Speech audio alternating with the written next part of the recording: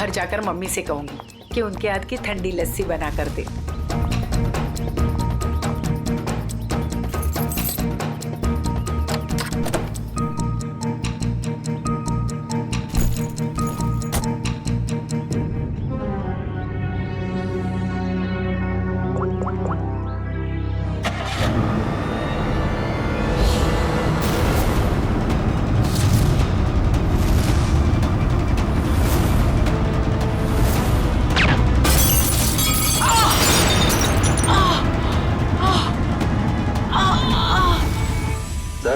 आज आपके लिए बहुत ही बड़ा दिन। आज आपको बिजनेसमैन ऑफ द ईयर का अवार्ड मिलने वाला है।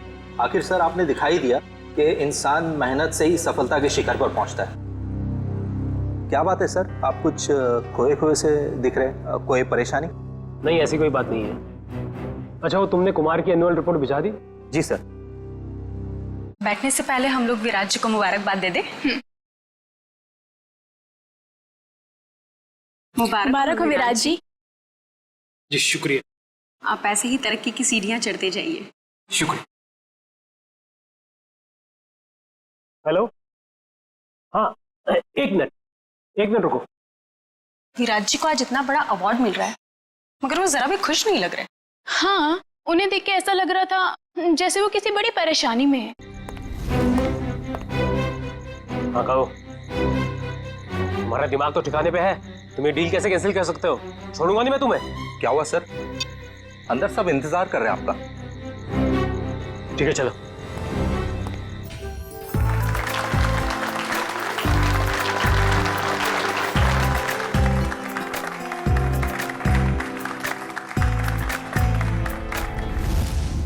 अब वक्त है उस घड़ी का जिसका आप सबको बेसब्री से इंतजार था। बिजनेसमैन ऑफ द ईयर का अवार्ड देने का वक्त आ गया है और इस अवार्ड को देने के लिए मैं बुलाना चाहूंगा इस शहर के जाने माने इंडस्ट्रियलिस्ट मिस्टर श्याम विपुल को।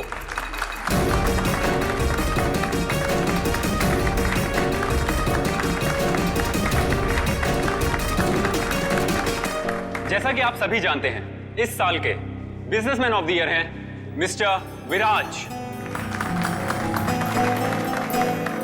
अब मैं चाहूंगा मिस्टर विराज स्टेज पे आएं और अवार्ड रिसीव करें।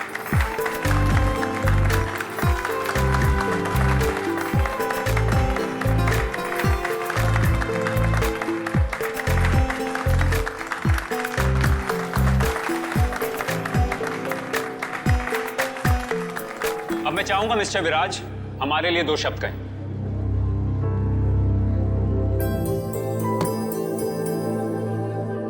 आप सभी का बहुत बहुत शुक्रिया। मैं सिर्फ इतना कहना चाहूंगा कि इंसान अगर चाहे तो मेहनत और ईमानदारी के बल पर जिंदगी में कुछ भी हासिल कर सकता है। इस अवार्ड को जीतने का श्रेय मैं अपने बहुत ही खास साथी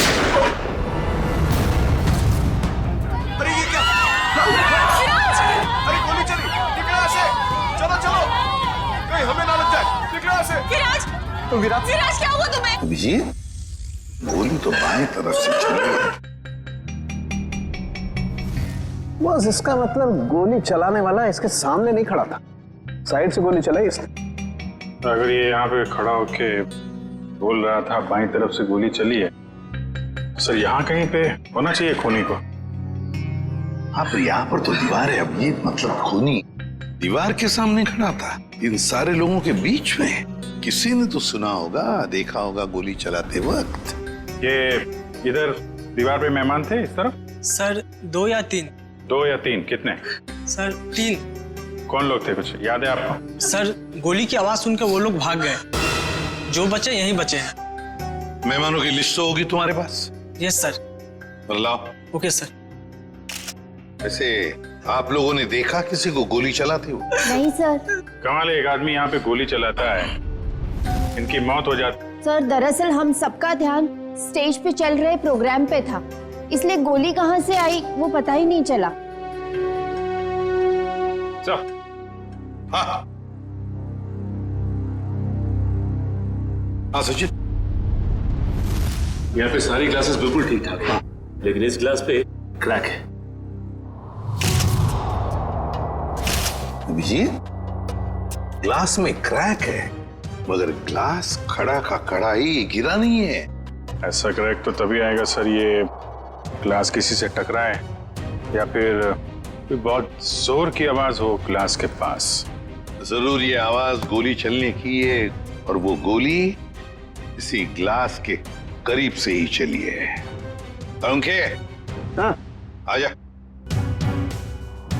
देख, लगता है गोली यहीं से चली है, ग्लास के पास से।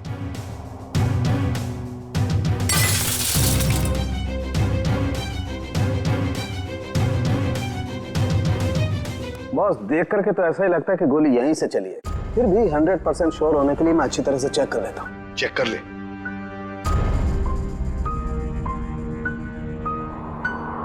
आप लोग उसे बिल्कुल नहीं छोड़ना जिसने विराज को मारा है। बिल्कुल, आपसे वादा करते हैं जिसने भी ये किया है उसे कड़ी से कड़ी सजा दिला देंगे। तू हिम्मत से काम ले, अगर तू ऐसे करेगा काम कैसे चलेगा? चुप हो जा। सीआईडी से आज तक कोई भी मुझे बच नहीं पाया।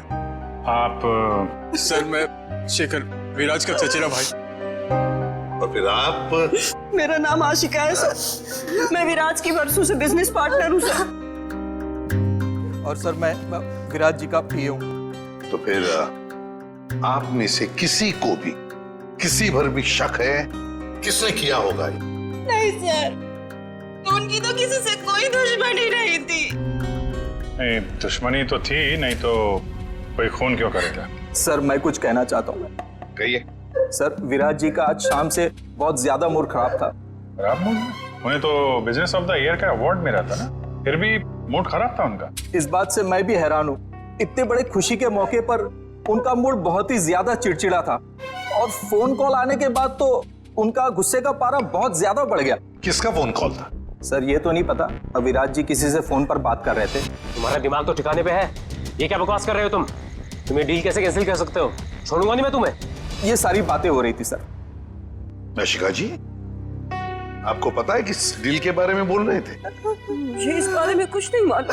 अरे ये कैसे हो सकता है कि आपको इस बारे में कुछ भी पता नहीं? आप तो विराज की बिजनेस पार्टनर थी ना, तो आपको तो पता होना ही चाहिए। सर मैं सच कह रही हूँ, ऐसी कोई डील ही नहीं थी जो कैंसिल हुई है। ऐसा कोई डील नहीं था जो कैंसिल हुआ है, ठीक है? अब हम पता लगा लेंगे कौन सा डील था और क्या हुआ था। मयूर सर, विराज का फोन दो।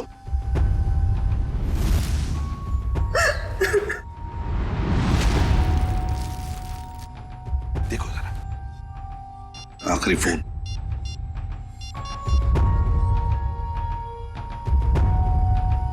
नाम तो लिखा नहीं, अनजान नंबर है। फोन लगा के देखो। फोन बंद आ रहा। फोन बंद आ रहा? अभिजीत, फोन बंद आ रहा है, इसका मतलब है विराज की मौत का जिम्मेदार ये फोन कॉल ही है। पता लगाना पड़ेगा ये फोन नंबर है किसका। मनसा, बेकार की जिद छोड़ दो ना। मम्मा प्लीज समझने की कोशिश करो, मुझे सीआईडी के पास जाना ही होगा, उनसे मदद लेनी होगी मम्मा। नहीं, मैं तुम्हें नहीं जाने दूंगी। फिर से हमला हो गया तुम पर तो। मम्मा प्लीज, मैं जो कर रही हूँ वो ठीक कर रही हूँ, लेट मी डू इट। हाँ, मैं सीआईडी के पास जा रही हूँ, क्या तुम मेरे साथ चलोगे? ओके।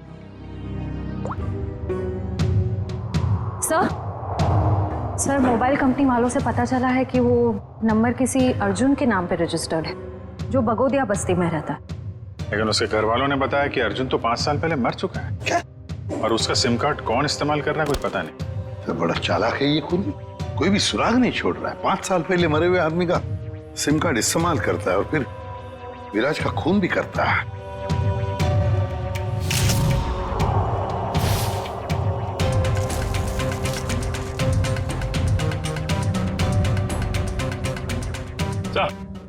हाँ।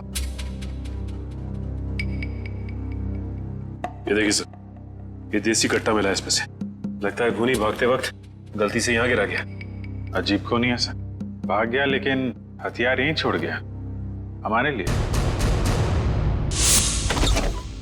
सर प्लीज हमारी मदद कीजिए, हम बहुत बड़ी मुसीबत में हैं सर। एक मिनट, कौन है आप लोग? सर मेरा नाम मनसा है और ये मेरे बिजनेस पार्टनर है अमन। अच्छा क्या हुआ बताइए। सर हमें किसी ने मारने की कोशिश की है सर, हमारी जान पे हमला हुआ है। किसने किया हमला तुम लोगों पर? कौन, जानते हो आप लोग? सर कुछ नहीं पता है और समझ में नहीं आता है कि हमें मारकर किसे फायदा होगा। देखिए प्लीज आप घबराइए मत, हम लोग पता लगा लेंगे। अच्छा ये बताइए कि जब आप पे हमला हुआ तो क्या आप लोग साथ साथ थे? नहीं सर, अलग अलग जगहों पे हमला हुआ, मुझ पे मेरे ऑफिस में और मंशा पे शॉपिंग मॉल के पार्किंग लॉट में हुआ सर। जी सर, कल दोपहर को करीब 12 और 1 के बीच में। कल दोपहर को? और आप लोग आज हमारे पास आए हैं? आज? कल क्यों नहीं आए? सर हम घबरा रहे थे सर, बड़ी मुश्किल से हम हिम्मत बटोर के आपके सामने आए सर। अच्छा जिन लोगों ने आप पे हमला किया उनके चेहरे तो देखे होंगे ना आप लोगों ने? सब कुछ इतना जल्दी हुआ कि मैं ठीक से कुछ देख भी नहीं पाई। और ये देखिए, गोली मेरे बाजू में लगी। बड़ी अजीब बात है, गोली चलाने वाले ने देखा तक नहीं कि गोली निशाने पर लगी है या नहीं। सर अच्छा ही हुआ कि उसने नहीं देखा, वरना शायद आज मैं आप लोगों के सामने जिंदा नहीं खड़ी होती। सर जरूर ये किसी अनाड़ी का काम है, क्योंकि अगर प्रोफेशनल होता तो ऐसी गलती बिल्कुल नहीं करता। अमन, क्या तुम पर भी गोली चली थी? सर मेरे साथ जो हुआ वो तो बहुत ही ज्यादा अजीब था सर। हेलो। अरे नहीं यार, ऑफिस में आज अकेला ही हूँ, शनिवार था इसलिए सभी लोग चले गए। मेरा भी थोड़ा बहुत ही काम बाकी है, बस मैं भी जाने ही वाला हूँ। Okay take care, bye bye bye.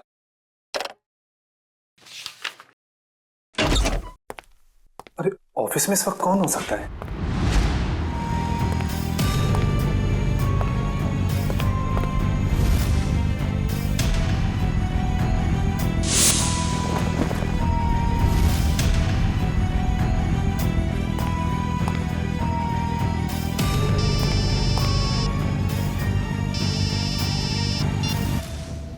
क्या उते रुका था मैं?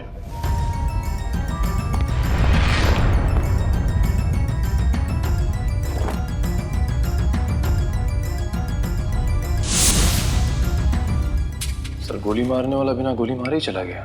वही तो। सर ये तो बहुत अजीब है। सर जो कुछ भी हुआ कम से कम मेरी जान तो बच गई सर। नहीं, ये तो बड़ी अच्छी बात हो गई। अब आप लोग हमारी एक मदद कीजिए उनका स्केच बनवाने में। सर स्केच तो बनवा देंगे, मगर ब्यूरो से बाहर जाने से डर लग रहा है सर, कहीं फिर से हम पे हमला हुआ तो। अब आप पर कोई हमला नहीं कर सकता। अब आप लोगों की सुरक्षा की जिम्मेदारी हमारी है। एक बात समझ में नहीं आ रही है, मंशा पर गोली चलाने वाला करीब से गोली चलाता है मंशा पर जानलेवा गोली नहीं चलाता, और जो अमन पर गोली चलाने गया था वो बिना गोली चलाए वापस चला जाता है। ऐसा क्यों? नहीं नहीं नहीं, ये कुछ अलग ही चक्कर है। सर ये रहा स्केच। Thank you. जाओ। आपको पूरा यकीन है यही लोग हैं वो? हाँ सर, लगभग ऐसे ही थे।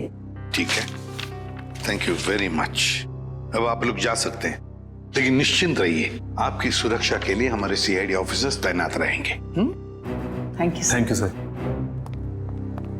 श्रेया, देखो क्या ये दोनों पुराने पापी है क्या?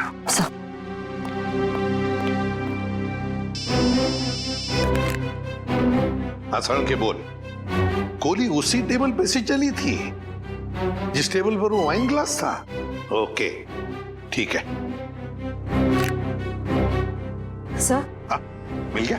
नहीं सर, उन दोनों का हमारे डेटाबेस में तो कोई रिकॉर्ड ही नहीं है। कोई भी रिकॉर्ड नहीं है उन दोनों का? अच्छा, एक काम करते हैं, वो मॉल जिसके पार्किंग लॉट में मंशा पर हमला हुआ था और अमन का ऑफिस, इन दोनों जगहों के पास उस वक्त जिस वक्त गोली चली थी, उस वक्त जितने भी सेलफोन्स नेटवर्क में थे उन सब का पता लगाते हैं। पर सर ऐसे तो सैकड़ों लोग होंगे। बिल्कुल, सैकड़ों लोग होंगे, सैकड़ों फोन होंगे, मगर मुजरिम उन्हीं में से ही कोई है, उन्हीं में से ही कोई है जो सबसे करीब थे उस पार्किंग लॉट में मंशा के पास, और सबसे करीब थे अमन के पास उसके ऑफिस में। उन्हीं में से ही है जो सबसे करीब थे इन दोनों के। फ्रेडी और पंकज को बोलो पता लगाने के लिए। सर फंक्शन का फुटेज रेडी है।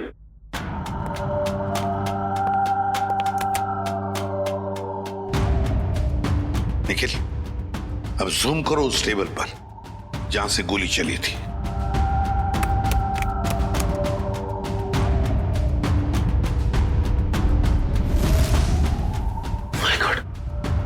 सर इस टेबल पे तो 3 लड़कियां बैठी हैं। इसका मतलब इनमें से किसी ने विराज पे गोली चलाई। पता लगाना पड़ेगा है कौन ये 3 लड़कियां।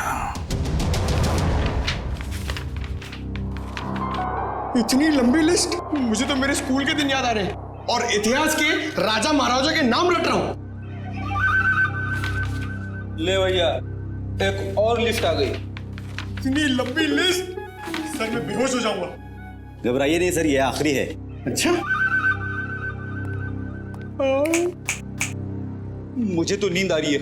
उस दिन मंशा वाले मॉल और अमन के ऑफिस के पास इतने सारे लोग थे, जो हमें चाहिए उसे ढूंढेंगे कैसे? एक काम करते हैं सर, 2-4 लोगों को फोन करके देखते हैं। हमारा नसीब शायद बुलंदी पे हो और हमें मुजरिम मिल जाए। अच्छा आइडिया है, लगा फोन।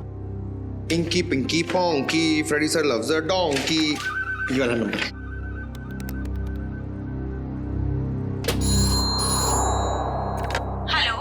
हेलो, क्या नाम है आपका मैडम? तुम्हें क्यों बताऊं? तुम्हें शर्म नहीं आती? अनजान लड़की को फोन करके परेशान करते हो। अरे नहीं मैडम, आप समझ नहीं रही हैं। अगर तुमने मुझे दोबारा फोन किया ना तो मैं सीआईडी को कंप्लेंट कर दूंगी। मैं खुद सीआईडी से हूँ और मैं इंडियन क्रिकेट टीम की कैप्टन हूँ। खबरदार जो फोन किया दोबारा। अरे मैडम, आप समझ क्यों नहीं रही हैं? मेरे पति ने कहा ना तुमसे मुझे फोन करके परेशान करने के लिए। जाओ जाके कह दो उसे, मैं 1 पैसा दहेज नहीं देने वाली। दहेज? अबे क्या हुआ पंकज? दहेज का नाम सुन के तेरे पूरे शरीर में 440 वोल्ट का करंट क्यों दौड़ने लगा? अरे सर मत पूछिए, दहेज ही तो मेरी दुखती रग है। सर मेरा पुराना जख्म हरा हो गया। मैं कुछ समझा नहीं। सर आप तो जानते ही हैं, मेरे स्कूल के और कॉलेज के जितने भी फ्रेंड्स हैं सबकी शादी हो चुकी है। मैं ही अकेला बचा हूं कुंवारा। पता है क्यों? क्यों? इस दहेज की वजह से। पंकज, एक सीआईडी ऑफिसर होने के बावजूद भी तुझे दहेज चाहिए? छी, कितनी शर्मनाक बात है ये। रुक, मैं अभी एसीपी साहब को फोन करता हूँ। अरे एसीपी सर को क्यों फोन कर रहे हो? मेरी बात तो सुनो, मैं दहेज नहीं मांग रहा हूँ, लड़की वाले दहेज मांगते हैं। मुझसे कहते हैं जब तक मैं दहेज नहीं दूंगा लड़की से मेरी शादी नहीं कराएंगे। इसलिए तो दहेज का नाम सुनते ही मेरे पसीने छूट जाते हैं सर। तू चिंता मत कर पंकज, जो लड़की तुझे सच्चा प्यार करेगी वो सिर्फ तेरा दिल देखेगी, दहेज या पैसा नहीं, समझे? सच्ची सर? हाँ। अब चल, अब ये शादी के सपने देखना बंद कर और काम पे लग जा। काम पे लग जा? लिस्ट इतनी लंबी है। अबे रो क्यों रहा है? चल एक काम करते, देखते हैं इन सारे नंबरों में से ऐसे कौन से 2 नंबर है जो मंशा वाले मॉल और अमन के ऑफिस के सबसे करीब है। देखिए सर,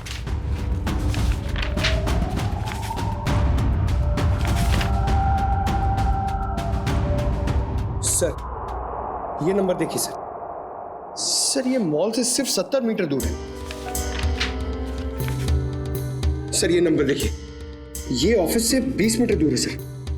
एक्सक्यूज मी, ऐसा आप जरा बता सकते हैं कि ये और ये 2 नंबर किसके नाम पे? एक मिनट।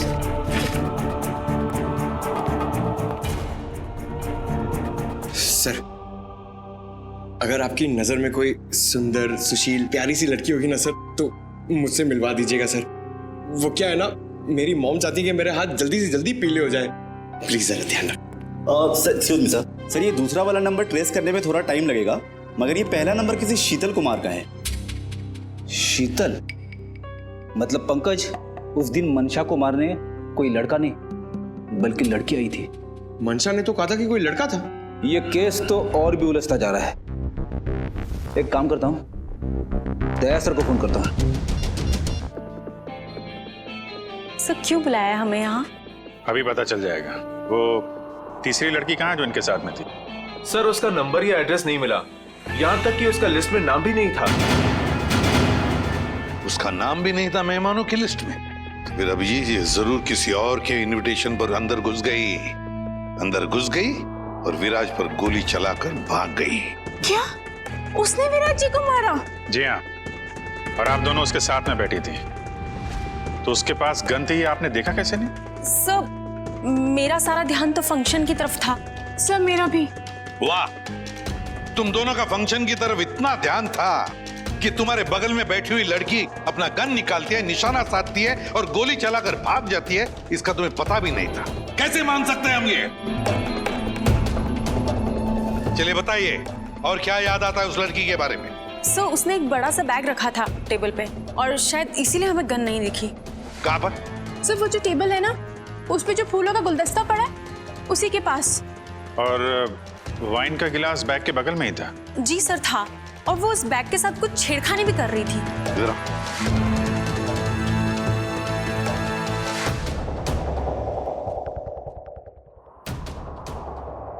तुम दोनों यहाँ बैठी थी? जी सर। और उसने बैग कहाँ रखी थी? सर उसका बैग यहाँ पर था और गिलास यहाँ पर? जी सर।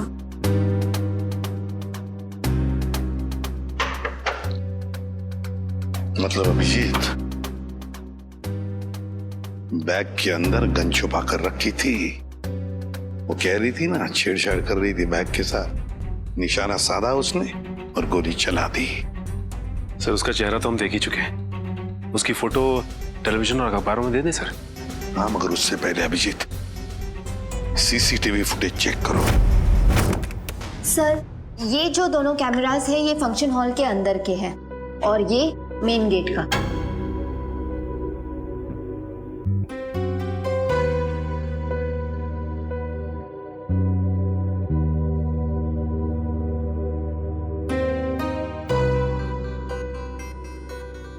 तो काफी देर से आई फंक्शन में। अब जरा ये मेन गेट वाला दिखाना। जी सर। सर ये तो टैक्सी में आई है। टैक्सी में? एक मिनट जरा इसको रिवाइंड करो, फिर से चलाना। पॉज। अब जरा ये नंबर प्लेट है ना टैक्सी का, उस पर जूम करो।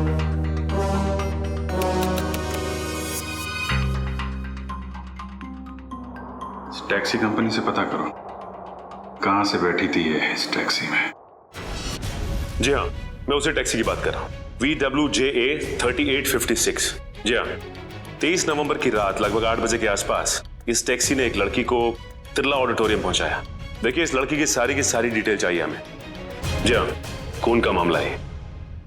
क्या कहा टैक्सी कंपनी ने? सर कंपनी वाले सारी डिटेल्स ईमेल कर रहे हैं सर। ओके, टैक्सी कंपनी का ईमेल आ गया।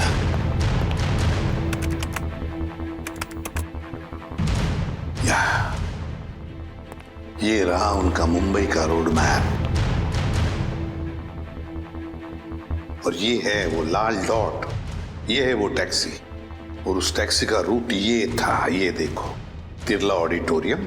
मतलब उस लड़की ने टैक्सी ज्वाला रोड से पकड़ी है, ज्वाला रोड से।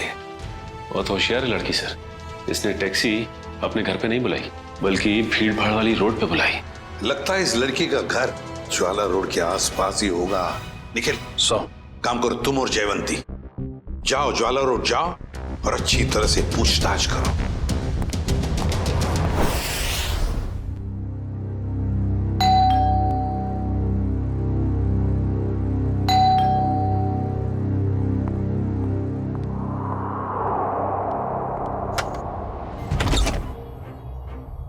शीतल? क्या? शीतल तुम हो ना? आप लोग क्या कह रहे हैं? ये हेडफोन्स निकालोगी तब सुनाई देगा। I am so sorry. आप लोग तीनों दीपा के कजिन्स हैं, राइट? मैं आप लोग का ही वेट कर रही थी। हम लोग कोई कजिन वजन नहीं है, हम लोग CID से हैं। CID? सर सब कुछ ठीक है ना? शनिवार दोपहर 3 बजे तुम मॉल में क्या कर रही थी? कौन सा मॉल? वही मॉल जो जवाहर नगर में है।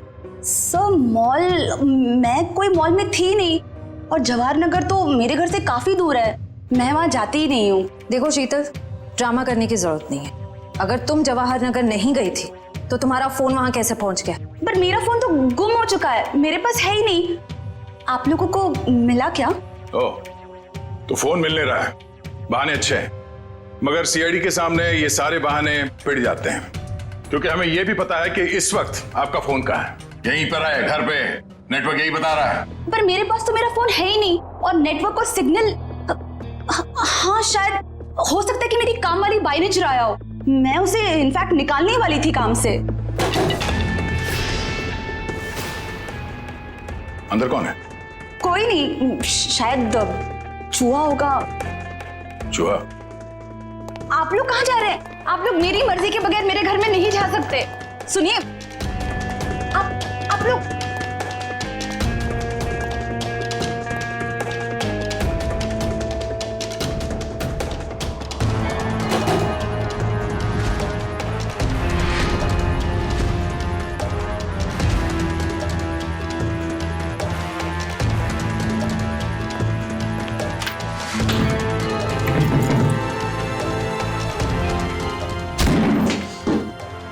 शर्म नहीं आती?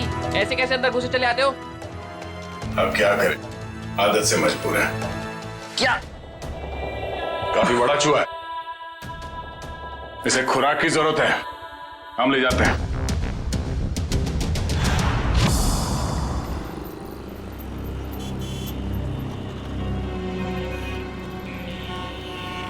रॉम टैक्सी में यहाँ से बैठी होगी वो, लेकिन उसे टैक्सी यहाँ से क्यों पकड़ी होगी, कहीं और से क्यों नहीं? यही समझ में नहीं आ रहा है। देख भाई निखिल, तेरी समझदारी जरा मैं हिला देती हूँ। तुझे पता है, एक आदमी जब सजदत जाता है तो वो बाहर टहलने निकल पड़ता है। सजने के बाद टहलने क्यों लगता है? डिपेंड करता है, अगर जवान बच्चा हो तो कुड़ियों छुड़ियों पे लाइन मारने निकल पड़ता है, और अगर बुजुर्ग हो तो खुशी में निकल पड़ता है। लेकिन औरतों और लड़कियों का ऐसा नहीं होता। तुझे नहीं पता? नहीं। लड़कियों के बारे में कुछ तो पता होगा। वो कुछ भी नहीं पता? नहीं। शर्मा क्यों रहा है? नहीं वो देख, लड़की औरत जब एक बार तैयार हो जाती है तो वो ज्यादा दूर तक नहीं जाती। मतलब नहीं जाती, जा ही नहीं सकती। मतलब ये कि वो जहाँ तैयार हुई है, टैक्सी भी उसने वही बुलाई होगी।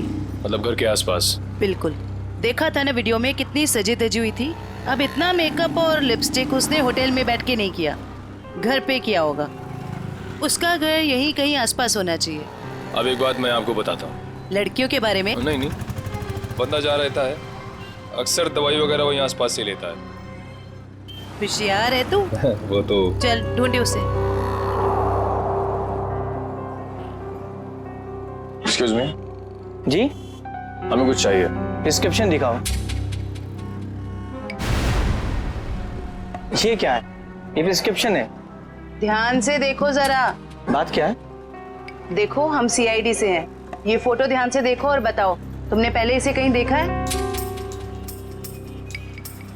तो मेरी। ये तो मेरी। नहीं, मेरी कुछ नहीं लगती। ये तो वही है ना? अरे देखना, ये वही है ना? अरे हाँ, ये तो वही है 11 नंबर बंगले वाली। 11 नंबर वाली? हाँ, 11 नंबर पे रहती है, घर से फोन करती है। बहुत बार घर पे दवाई भेजी हमने इसके। क्यों, बीमार है क्या? नहीं, हट्टी कट्टी है। 11 नंबर वाली।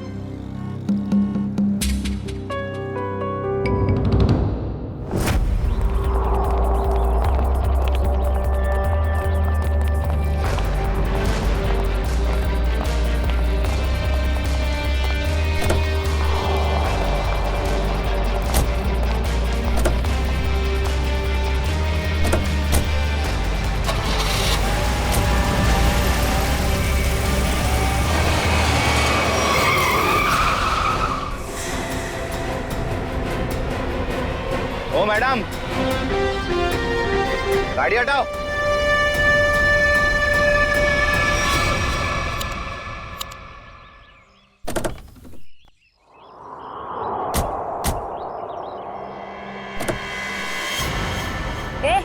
क्या बदतमीजी है? चल गाड़ी हटा। अगर यहाँ बदतमीजी नहीं पसंद तो सीआईडी ब्यूरो चलो, वहां कर लेंगे थोड़ी बदतमीजी। सीआईडी?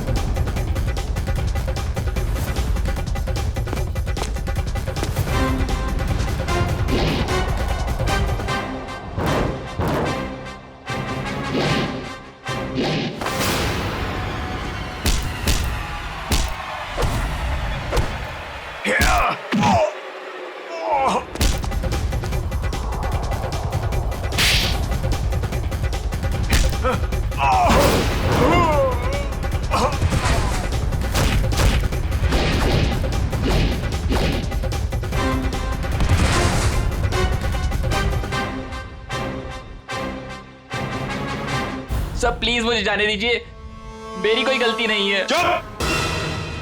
पैसे लेकर लोगों को मारते और कहते हो तुमने कुछ नहीं किया।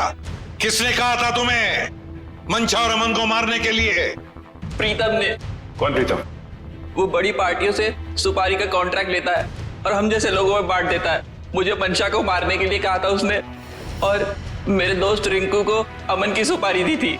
मतलब पैसे लेकर लोगों को मारने का पूरा नेटवर्क ये प्रीतम चलाता है। और फिर मंशा और अमन को मारने के लिए प्रीतम को किसने कहा? प्रीतम को किसने कॉन्ट्रैक्ट दिया था? सब विराज ने। विराज? सर इसका मतलब विराज, मंशा और ये अमन का केस आपस में जुड़ा हुआ है। हाँ, पर मजे की बात यह है सचिन कि विराज ने प्रीतम को कॉन्ट्रैक्ट दिया मंशा और अमन को मारने का, और फिर विराज का ही खून हो गया। सर कहीं ऐसा तो नहीं कि अमन और मंशा ने मिलकर विराज को मरवा दिया हो? तो फिर मंशा और अमन हमारे पास क्यों आते हैं?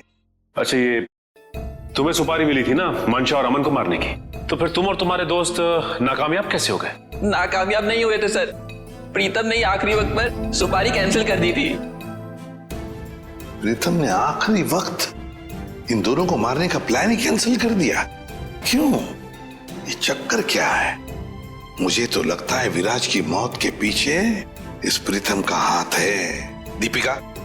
जी सर। तुम्हें विराज को मारने के लिए किसने कहा था? प्रीतम ने। प्रीतम ने? सर मगर प्रीतम को किसने कहा होगा विराज को मारने के लिए? वो भी पता चल जाएगा निखिल। सर, मुझे कितनी देर यहाँ रुकना पड़ेगा? क्या मैं घर जा सकती हूँ? क्यों? ऐसा कौन सा अच्छा काम किया है जो तुम्हें हम जाने दें? एक खूनी को बचाने की कोशिश की है तुमने, समझे? सर, मैं इलेश से प्यार करती हूँ, इसलिए भाग गई थी। तो कौन सा बड़ा काम किया इलेश से प्यार करके?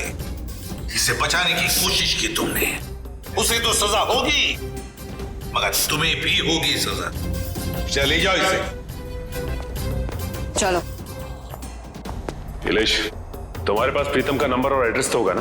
सर मेरी बात प्रीतम से कभी डायरेक्ट हुई नहीं, हमेशा उसकी सेक्रेटरी जिया से ही बात होती थी। दीपिका, तुम्हारे पास नंबर है प्रीतम का? नहीं, मेरी बात हमेशा उसकी सेक्रेटरी जिया से होती थी। तो फिर सेक्रेटरी जिया का नंबर दो हमें। सर कोई एक नंबर हो तो बताएं, हमेशा नए नए नंबर से फोन करती थी वो। और हाँ, किसे मारना है उसकी सारी जानकारी एक लिफाफे में डालकर घर के बाहर रखती थी। नए नए नंबरों से फोन करती थी। बड़ी चालाक समझती है ये अपने आप को सेक्रेटरी जिया, लेकिन उसे पता नहीं अब उसका पाला पड़ा है हमसे, सीआईडी से। अब ज्यादा देर बच नहीं सकती वो। जिया ने जिन जिन नंबरों से तुम्हें फोन किया है वो सारे के सारे नंबर चाहिए हमें अभी, इसी वक्त।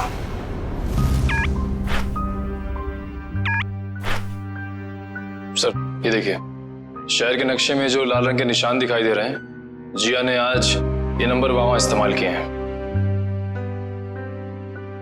ये है वो पहला नंबर जिया ने इस्तेमाल किया हुआ। राजा पार्क से लेकर खातीपुरा गया है और 30 मिनट तक बात कर रही थी, 30 मिनट तक। और फिर खातीपुरा से वो श्याम नगर आई, उस दौरान उसने 40 मिनट तक बात की। हाँ सर, और तीसरा नंबर उसने इस्तेमाल किया है श्याम नगर से क्वींस रोड के बीच, तकरीबन अब 1 घंटे बाद किए सर। और उसके बाद अब ये क्वींस रोड से विद्यानगर की तरफ गई। और सर विद्यानगर में जिया के नंबर के साथ एक और नंबर है। लगता है ये नंबर प्रीतम का है श्रेया, ये प्रीतम ही है। इस प्रीतम ने बुलाया होगा जिया को विद्यानगर मिलने के लिए। लेकिन सर विद्यानगर के बाद तो जिया का मोबाइल बंद हो गया सर। तो ठीक है, होने दो, लेकिन वो दूसरा नंबर भी तो है जिससे जिया मिली थी, उसको ट्रैक करो निखिल।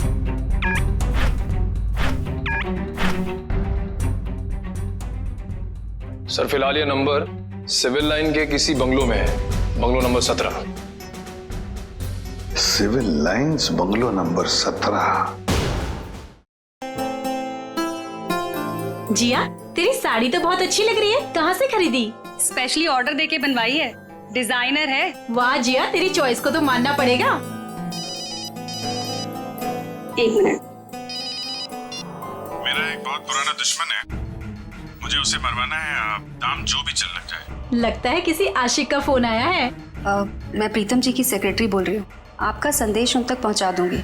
10 लाख लगेंगे। अरे 20 लाख दूंगा, लेकिन वो बचना नहीं चाहिए। बहुत नफरत करते हैं हमसे। ऐसा क्या बिगाड़ा है आपका? मिल के बताता हूँ आपको।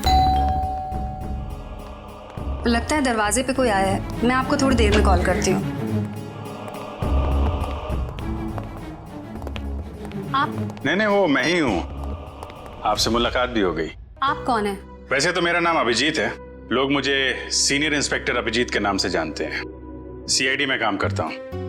आप किस नाम से बुलाना पसंद करेंगी? सीआईडी का यहाँ क्या काम? अरे फोन पे बताया ना आपको। अच्छा वो, मुझे लगा कोई मजाक कर रहा है तो मैं भी मजाक करने लग गई। सुपारी का लेन देन तुम्हें मजाक लगता है? जिया, ये सब क्या चल रहा है? सॉरी गर्ल्स, पार्टी खत्म हो गई है, आप लोग जा सकती हैं। Thank you very much. चलिए चलिए। चलो चलो।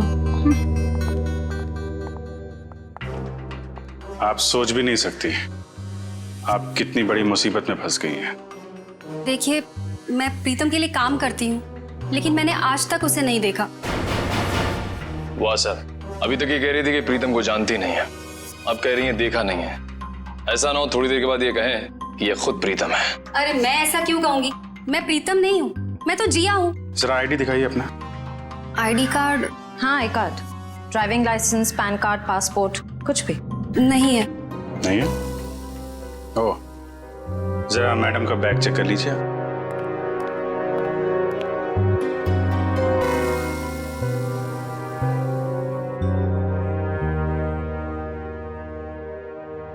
सर, इस खूबसूरत चेहरे का नाम है प्रीतम योगिता।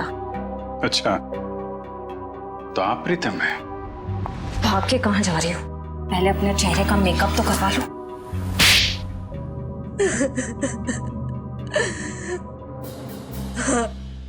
मैं ही प्रीतम हूँ और मैं ही सुपारी लेने का काम करती हूँ। आज की सुपारी किसने दी थी तुम्हें?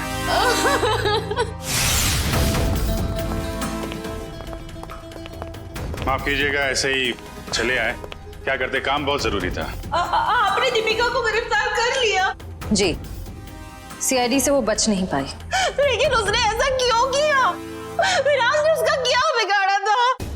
नहीं, विराज ने दीपिका का कुछ नहीं बिगाड़ा था। तो उसने मेरे भाई को क्यों मारा? क्योंकि किसी ने सुपारी दी थी दीपिका को विराज को मारने की। विराज की सुपारी? लेकिन विराज की सुपारी किसने दी? एक ऐसे इंसान ने दी जो इस वक्त यहाँ मौजूद है हमारे बीच में, और जो विराज की मौत पे मगरमच्छ के आंसू बहा रहा था। कौन? हाँ? शेखर, तो भागने दौड़ने का बहुत शौक है आपको? हमारी जेल के बाहर एक बहुत बड़ा मैदान है, वहां आपका ये शौक पूरा हो जाएगा।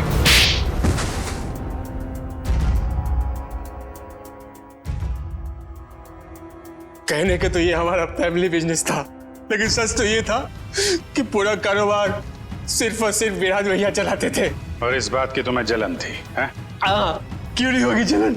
सारी प्रॉपर्टी उनके नाम पे, सारी फैक्ट्रियां, सारी इंडस्ट्री उनके नाम पे थी। भिखारी जैसा महसूस करता था, इसलिए मैंने विराज भैया के प्रतिद्वंदियों अमन और मनसा के साथ हाथ मिला लिया। और तुम तीनों का एक ही मकसद था, विराज की बर्बादी। हाँ, जब विराज भैया को एहसास हुआ कि अमन और मनसा दिन दुगनी रात चौगनी तरक्की कर रहे थे, तो उन्हें बर्दाश्त नहीं हुआ, उन्होंने दोनों की सुपारी दे दी। और इसके पहले कि वो दोनों मारे जाते, तुमने वो सुपारी कैंसिल करवा के विराज की सुपारी दे दी। हाँ, तो क्या गलत किया मैंने? विराज भैया कौन से दूध के धुले हुए थे? हाँ, वो दूध के धुले नहीं थे, लेकिन तुम्हें उन्होंने एक छोटे भाई से ज्यादा अपने बेटे की तरह समझा था। तुमने जो किया है ना शेखर, उसका तो प्रायश्चित तक नहीं हो सकता। प्रायश्चित के लिए बहुत टाइम मिलेगा। जेल की सलाखों के पीछे फांसी का ऑर्डर आने तक।